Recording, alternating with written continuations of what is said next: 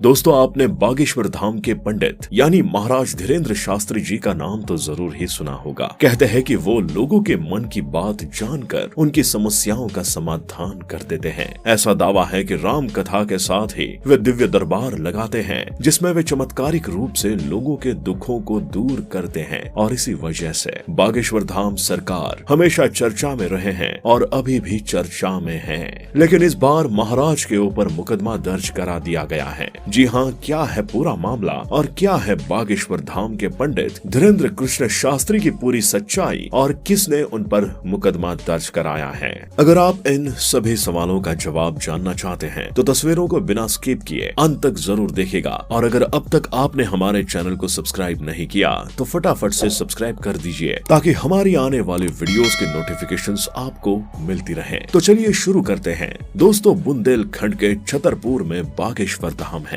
इस धाम के पीठाधीश्वर हैं धीरेन्द्र कृष्ण शास्त्री जी, जिन्हें बागेश्वर धाम सरकार के नाम से भी जाना जाता है। महाराज दरबार लगाते जा सैकड़ों लोग अपनी समस्या लेकर आते। उन सैकड़ों लोगों में से पंडित धीरेन्द्र शास्त्री जी किसी का भी नाम लेकर अपने पास बुलाते हैं, और वो व्यक्ति जब तक उनके पास पहुंचता है तब तक शास्त्री जी एक पर्ची पर उस व्यक्ति के नाम पते से उसकी समस्या लिख, साथ ही उसका समाधान भी लिख देते हैं। दोस्तों, पंडित धीरेन्द्र शास्त्री जी को लेकर कहा जाता है कि महाराज भूत भविष्य वर्तमान देख सकते हैं। इनके आगे दुनिया का सारा ज्ञान नतमस्तक हो जाता है। महाराज के अंदर दिव्य शक्तियों का वास है। महाराज केवल 3 घंटे सोते हैं और 18 घंटे कथा वाचन करते हैं। दोस्तों, महाराज दरबार लगाते हैं, जहां वो दूर दूर से आए अनजान लोगों को उनके नाम से बुला लेते हैं। महाराज कहते हैं कि आओ, तुम्हारी अर्जी लगाई है। धीरेन्द्र शास्त्री यही नहीं, लोगों को ये भी बता देते हैं कि उनकी क्या समस्या है, कितना है और कब से है। फलाने व्यक्ति के पिता का नाम क्या है और बेटे का नाम क्या है, उनकी समस्या क्या है और समस्या का समाधान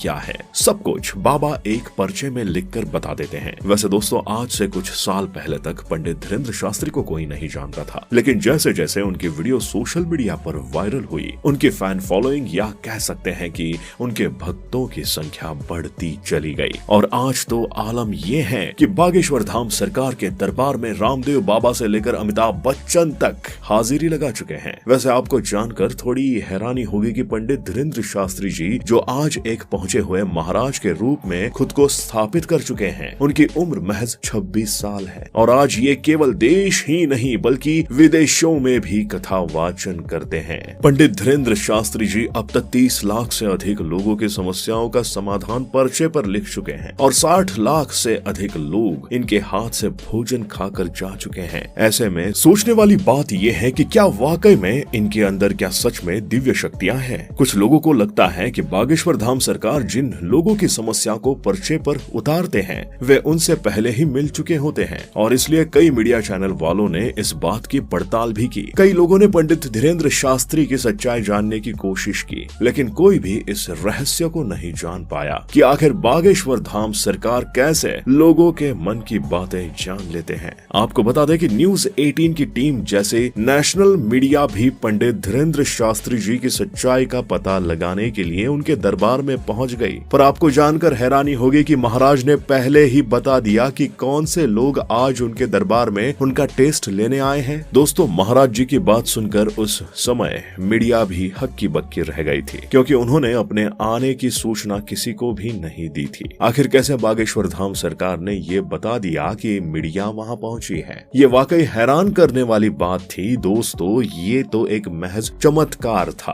कहा जाता है कि बागेश्वर धाम सरकार के दरबार में कई चमत्कार आपको रोजाना देखने को मिल जाएंगे। हर रोज सोशल मीडिया पर आपको बागेश्वर धाम सरकार का कोई ना कोई वायरल वीडियो भी नजर आ ही जाएगा। दोस्तों, आज भले ही पंडित धीरेन्द्र शास्त्री बागेश्वर धाम सरकार के नाम से फेमस है, लेकिन क्या आपको पता है कि इस समय उनकी माली हालत काफी खराब थी। पंडित धीरेन्द्र कृष्ण शास्त्री का जन्म 4 जुलाई 1996 को छतरपुर जिले के छोटे से गांव गड़ा में हुआ था। वे बहुत ही गरीब परिवार से संबंध रखते हैं। खुद धीरेन्द्र शास्त्री जी अपने दरबार में कहते हैं कि बचपन में उनके पास कभी एक बार एक वक्त का भोजन भी नहीं मिलता था। हमारे पिता जब गरीब थे और वे दान दक्षिणा लेकर ही हमारा भरण पोषण करते थे। एक दिन हमने उनसे कहा कि हम भी पढ़ना लिखना चाहते हैं, वृंदावन में जाकर कर्मकांड पढ़ना चाहते हैं। उनके पिताजी के पास उस वक्त 1000 रुपए नहीं थे। उन्होंने गाँव में कई लोगों से उधार मांगे कि मेरा बेटा पढ़ना चाहता है, लेकिन किसी ने उधार नहीं दिया, क्योंकि सभी जानते थे कि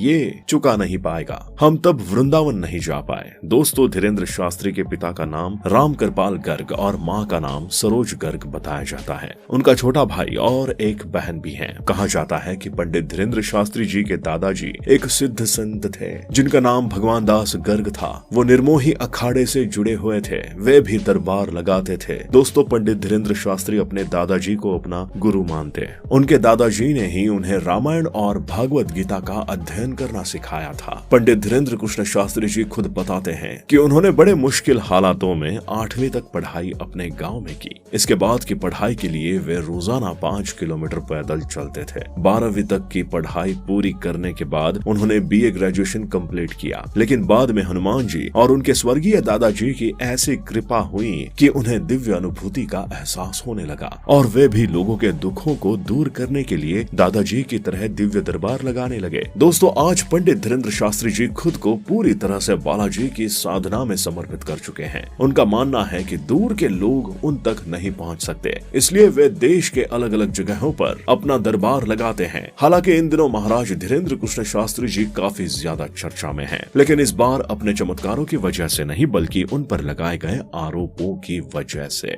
दरअसल नागपुर के रेशमा बाग मैदान में 7 और 8 जनवरी 2023 को बागेश्वर धाम सरकार के दिव्य दरबार का आयोजन किया गया था, जिसमें बागेश्वर धाम सरकार पर अंधश्रद्धा निर्मूलन समिति के संस्थापक और राष्ट्रीय संगठन श्याम मानव जी ने आरोप लगाए हैं कि महाराज धीरेन्द्र कृष्ण शास्त्री ने चमत्कारी दावे करके अंधविश्वास फैलाया है। समिति का कहना है कि बाबा जी झूठे दावे करते हैं। समिति ने महाराज धीरेन्द्र कृष्ण शास्त्री के खिलाफ अंधविश्वास, जादू टोना फैलाने का आरोप लगाया है और सिर्फ आरोप नहीं लगाया बल्कि धीरेन्द्र शास्त्री जी को गिरफ्तार करने की मांग करते हुए पुलिस में मुकदमा भी दर्ज कराया। समिति का ये कहना कि हमने पंडित धीरेन्द्र शास्त्री जी को चुनौती दी थी कि वे सबके सामने चमत्कार करके दिखाएं। अगर वे सही साबित हुए तो हम 30 लाख देंगे, लेकिन पंडित धीरेन्द्र शास्त्री जी ने इस चुनौती को स्वीकार करने के बजाय जरूरी काम का हवाला देकर 2 दिन पहले ही कथा खत्म करके चले गए। हालांकि अपने ऊपर लगाए गए आरोपों पर बागेश्वर धाम सरकार यानी धीरेन्द्र कृष्ण शास्त्री जी ने